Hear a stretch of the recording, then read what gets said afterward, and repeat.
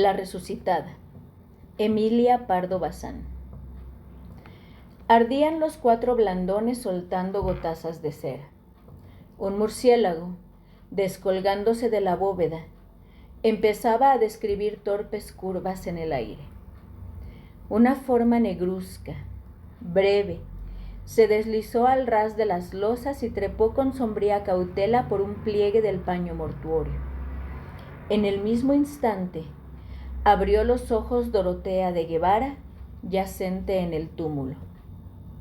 Bien sabía que no estaba muerta, pero un velo de plomo, un candado de bronce la impedían ver y hablar.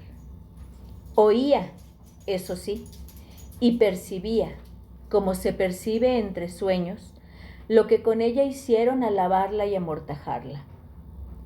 Escuchó los gemidos de su esposo y sintió lágrimas de sus hijos en sus mejillas blancas y yertas. Y ahora, en la soledad de la iglesia cerrada, recobraba el sentido y le sobrecogía mayor espanto. No era pesadilla, sino realidad. Allí el féretro, allí los cirios, y ella misma envuelta en el blanco sudario, al pecho el escapulario de la Merced. Incorporada ya, la alegría de existir se sobrepuso a todo. Vivía. Qué bueno es vivir, revivir, no caer en el pozo oscuro. En vez de ser bajada al amanecer en hombros de criados a la cripta, volvería a su dulce hogar y oiría el clamoreo regocijado de los que la amaban y ahora la lloraban sin consuelo. La idea deliciosa de la dicha que iba a llevar a la casa hizo latir su corazón, todavía debilitado por el síncope. Sacó las piernas del ataúd, brincó al suelo y con la rapidez suprema de los momentos críticos combinó su plan. Llamar, pedir auxilio a tales horas sería inútil.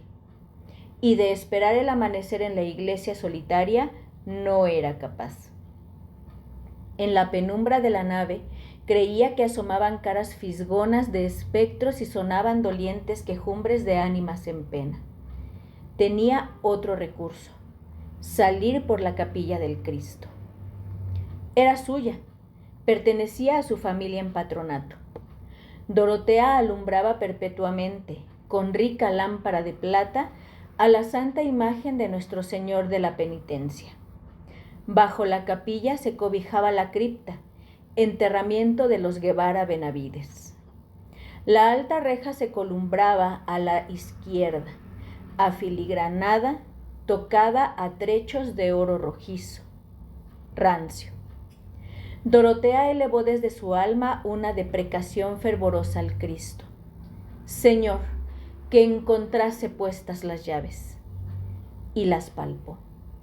Allí colgaban las 3, el manojo, la de la propia verja, la de la cripta, a la cual se descendía por un caracol dentro del muro, y la tercera llave, que abría la portezuela oculta entre las tallas del retablo y daba a una estrecha calleja, donde erguía su fachada infanzona el caserón de Guevara, flanqueado de torreones. Por la puerta excusada entraban los Guevara a oír misa en su capilla, sin cruzar la nave. Dorotea abrió, empujó. Estaba fuera de la iglesia, estaba libre. 10 pasos hasta su morada. El palacio se alzaba silencioso, grave como un enigma. Dorotea cogió el aldabón trémula, cual si fuese una mendiga que pide hospitalidad en una hora de desamparo. ¿Esta casa es mi casa?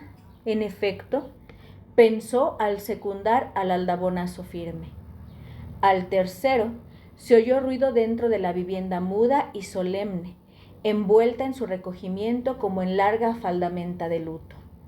Y resonó la voz de Pedralbar, el escudero, que refunfuñaba. ¿Quién llama a estas horas, que comido le vea yo de perros? Abre, Pedralbar, por tu vida. Soy tu señora, soy doña Dorotea de Guevara. Abre presto. Váyase, enhoramala el borracho. Si salgo, a fe que lo ensarto. Soy doña Dorotea, abre, ¿no me conoces el habla? Un reniego, enronquecido por el miedo, contestó nuevamente. En vez de abrir, Pedralbar subía la escalera otra vez.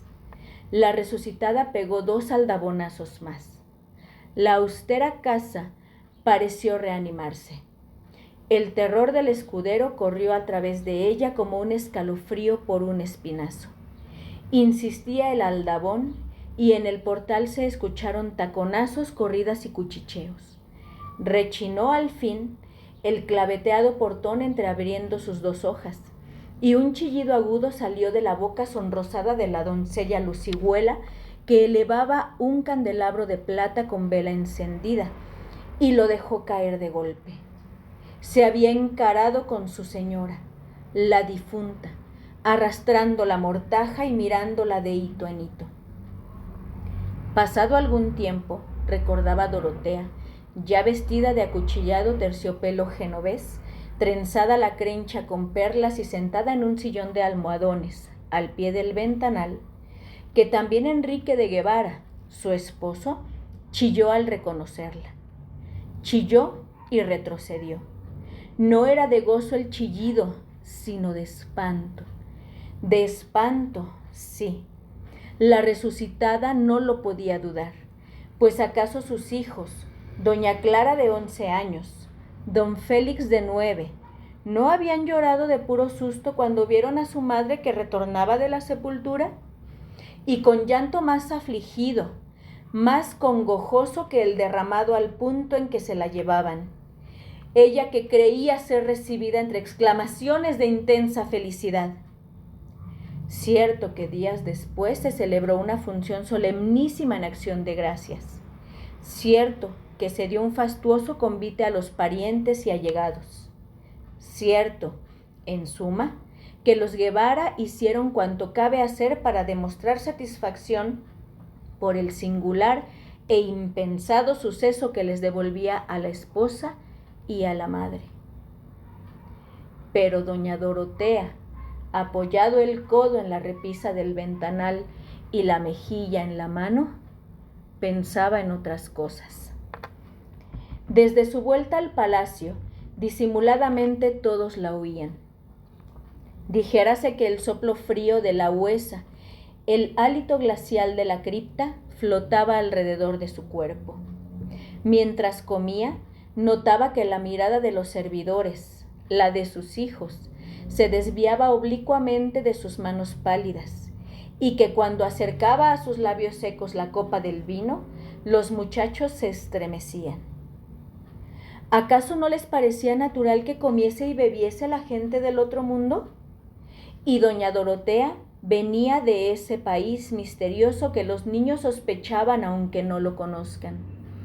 Si las pálidas manos maternales intentaban jugar con los bucles rubios de don Félix, el chiquillo se desviaba descolorido él a su vez, con el gesto del que evita un contacto que le cuaja la sangre. Y a la hora medrosa del anochecer, cuando parecen oscilar las largas figuras de las tapicerías, si Dorotea se cruzaba con doña Clara en el comedor del patio, la criatura, despavorida, huía al modo con que se huye de una maldita aparición. Por su parte, el esposo, guardando a Dorotea tanto respeto y reverencia que ponía maravilla, no había vuelto a rodearle el fuerte brazo a la cintura. En vano la resucitada tocaba de arrebol sus mejillas, mezclaba a sus trenzas cintas y aljófares y vertía sobre su corpiño pomitos de esencias de oriente. Al trasluz del colorete se transparentaba la amarillez sérea.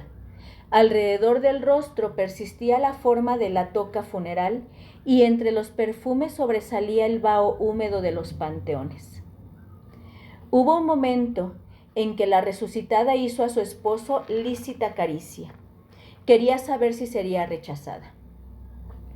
Don Enrique se dejó abrazar pasivamente, pero en sus ojos, negros y dilatados por el horror que a pesar suyo se asomaba a las ventanas del espíritu, en aquellos ojos, un tiempo galanes atrevidos y lujuriosos, leyó Dorotea una frase que zumbaba dentro de su cerebro, ya invadido por rachas de demencia. De donde tú has vuelto, no se vuelve. Y tomó bien sus precauciones. El propósito debía realizarse por tal manera que nunca se supiese nada, secreto eterno. Se procuró el manojo de llaves de la capilla y mandó fabricar otras iguales a un mozo herrero que partía con el tercio a Flandes al día siguiente. Ya en poder de Dorotea, las llaves de su sepulcro, salió una tarde sin ser vista, cubierta con un manto. Se entró en la iglesia por la portezuela, se escondió en la capilla del Cristo y al retirarse el sacristán cerrando el templo, Dorotea bajó lentamente a la cripta, alumbrándose con un cirio prendido en la lámpara. Abrió la mohosa puerta, cerró por dentro y se tendió, apagando antes el cirio con el pie.